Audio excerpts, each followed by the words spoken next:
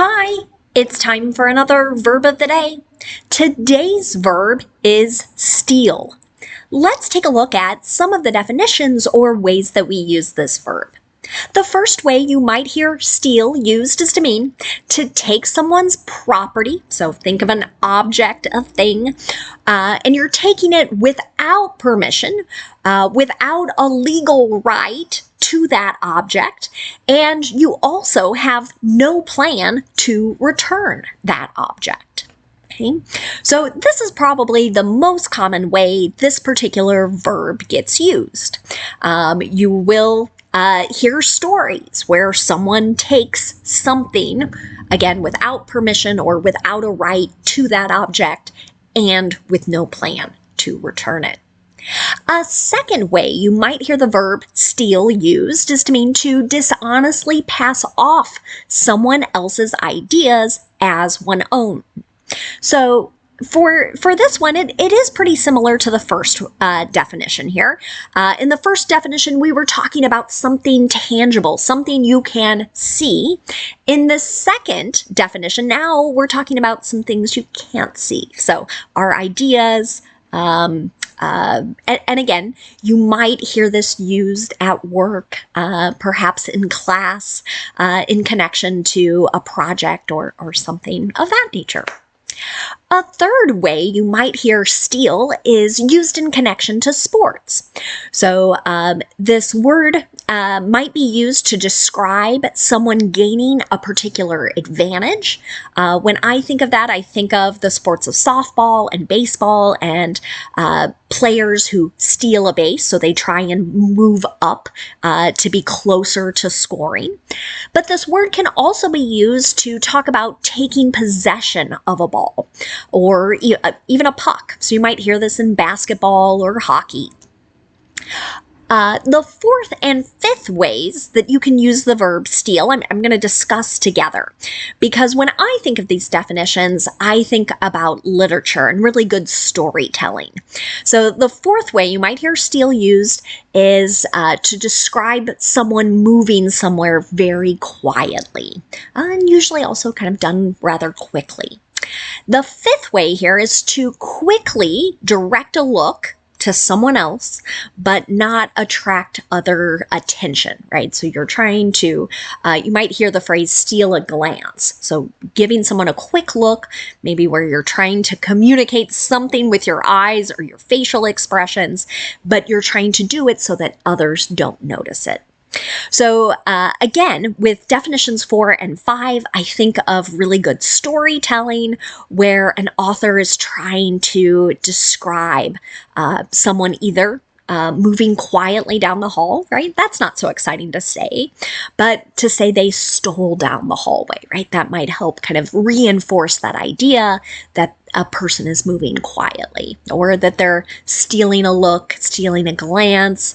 Maybe we're describing two characters who have romantic feelings for each other, but for some reason they can't be together at the moment, right? You might hear it used in a way like that. You should know that steal is an irregular verb. To make the progressive tense, all you need to do is add ing to form stealing. The past tense form of this verb has a different spelling. So we're going to use stole and pronounce that stole to describe something in the simple past tense. And then our participle form of the verb is stolen, stolen, stolen. Okay. Now, there are some phrasal verbs, and some of them share a lot of similarities with the definitions we've already discussed, but I also want to discuss those phrasal verbs and show you an example of how you might either see it written or hear it used. The first one we're going to look at is steal away. This goes back to those fourth and fifth definitions we talked about earlier. So leaving some location or maybe leaving a situation and doing it quickly and quietly. So here the idea is not to attract a lot of attention to yourself. So an example of this. After the ceremony, the newly married couple stole away from their guests for a few moments together. Okay, so this sentence is describing what's happening after a wedding ceremony. And normally, at least at Western weddings, there tends to be a lot of people, a lot of family and friends, and they want to talk to the people who just got married and celebrate them. But sometimes that couple just wants a few minutes alone. So they quietly, maybe quickly, went to another place just to have a little alone time. Another phrasal verb you might hear is to steal from. This goes back to our first definition. So someone is taking something from another person and they're doing it illegally, right? So they don't have a right to that object. An example here.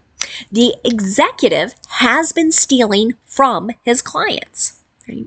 And unfortunately, it seems like every week there is some sort of report where someone is taking other people's money through their sort of work relationship or their particular position within an organization.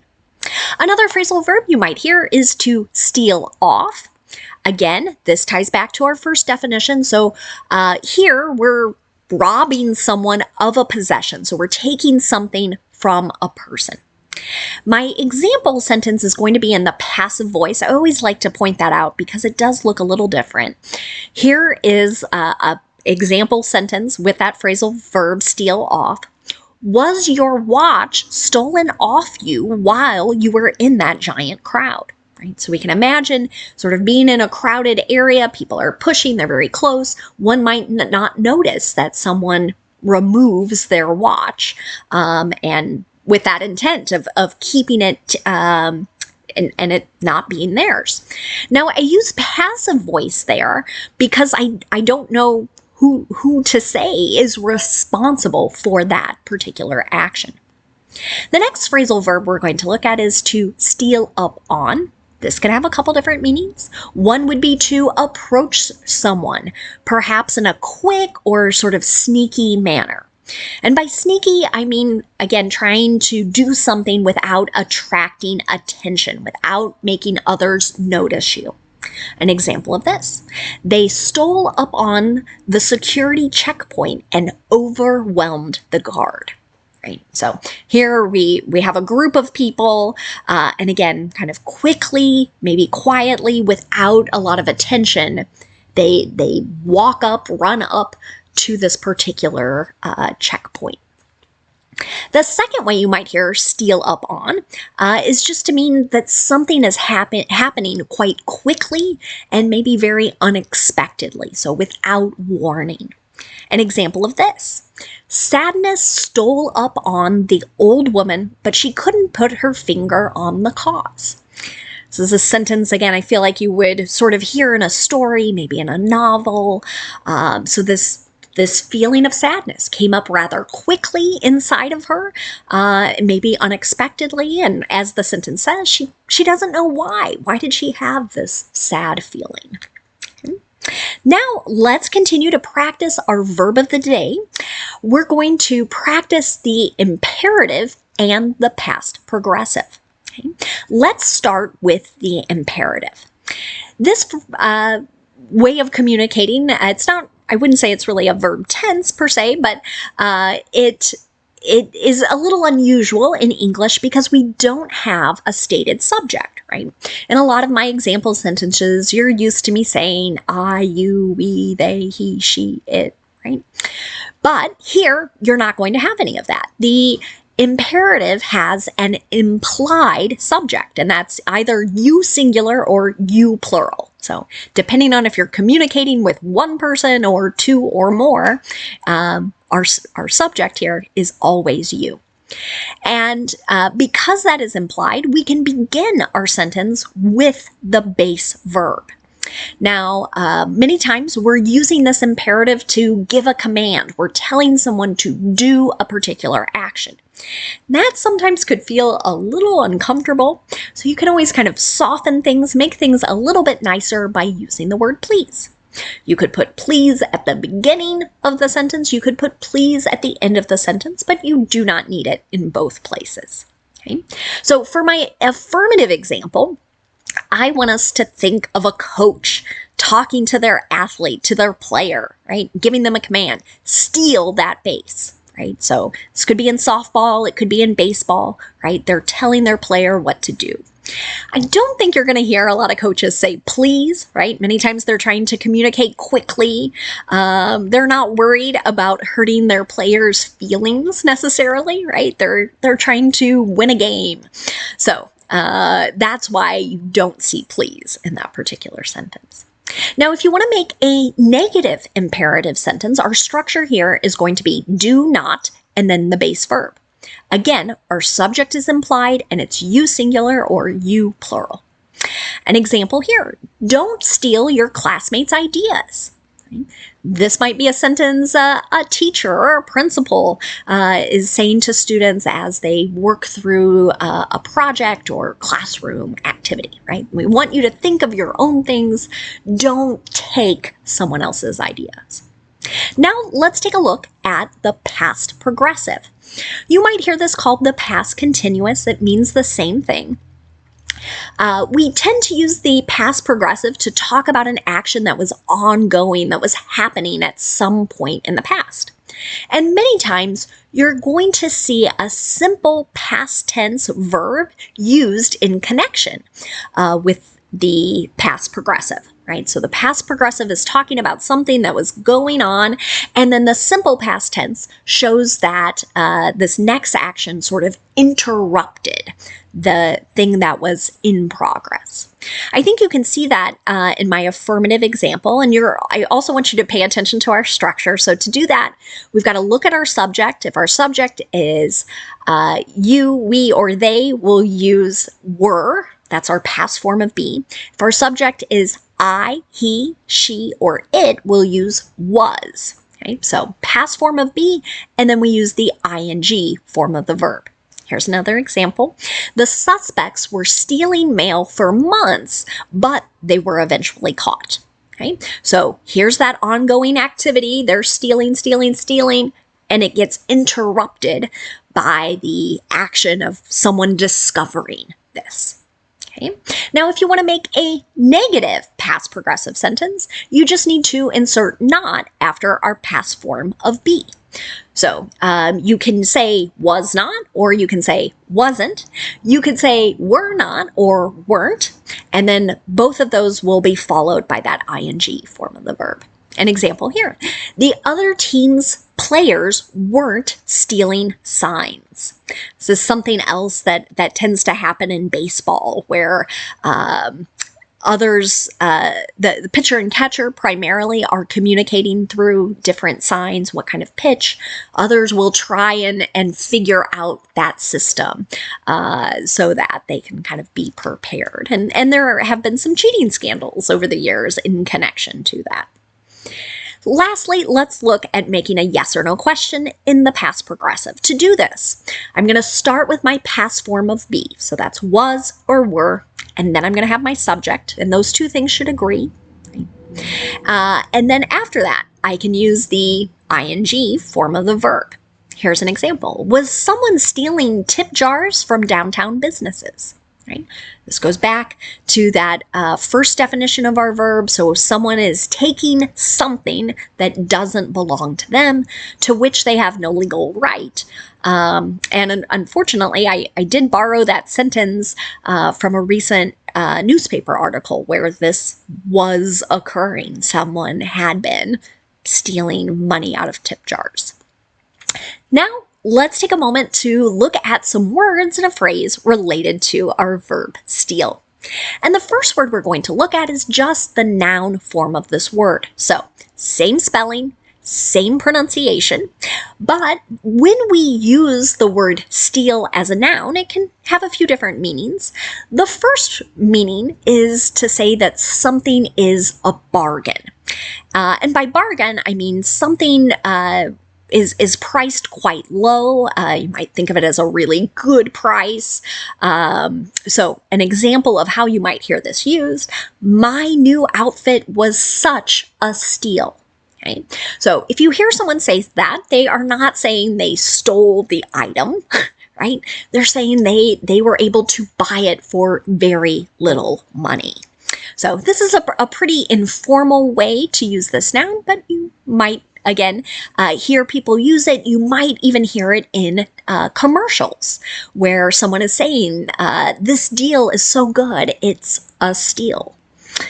A second way you might hear the noun steal used is in connection to the sport of baseball, and so here we're referring to the act of stealing a base. An example of that noun in a sentence might be, he led the league with 40 steals last season. Right? So 40 different times he advanced from one base to another without the opposing team tagging him out. The third way you'll hear the noun steal used is, again, in connection to sports, and it's the act of taking possession of either a ball or a puck from an opponent. This week starts a really popular basketball tournament here in the United States, so you might see a lot of basketball games on, and you might hear someone say something like, there was a quick steal on the inbounds and then a dunk. Right? So someone took the ball from the other team and then dunked it and scored 2 points. Another phrase you might hear is to steal the show. And this is also describing something kind of unexpected, and it's unexpectedly sort of good. Someone has watched something and thought, wow, I didn't expect it, but that person was either the best part of the show or the most interesting part of the show or activity. An example might be, his daughter's speech stole the show at the ceremony. Right? So we can imagine an award ceremony, and you think like, oh, I'm here to see the person getting the award, but perhaps it was unexpected that the best part was actually a speech given to honor that particular person. The last word I'm going to leave you with today sometimes can be a bit confusing. So I want to point out we have another word in English that has the exact same pronunciation, but this spelling is S-T-E-E-L. And when you see this word used, it's most commonly going to be used as a noun, and it's describing hard, strong, kind of grayish alloy of iron and some other elements. This is used in building materials all the time. So again, just to sort of watch your spelling if you're doing a little writing and you're trying to describe something. An example of this noun in a sentence, the company has been manufacturing steel for 50 years. This goes into so many different products and things that we utilize on a daily basis. Thanks so much for watching today's video. I hope you have a great day.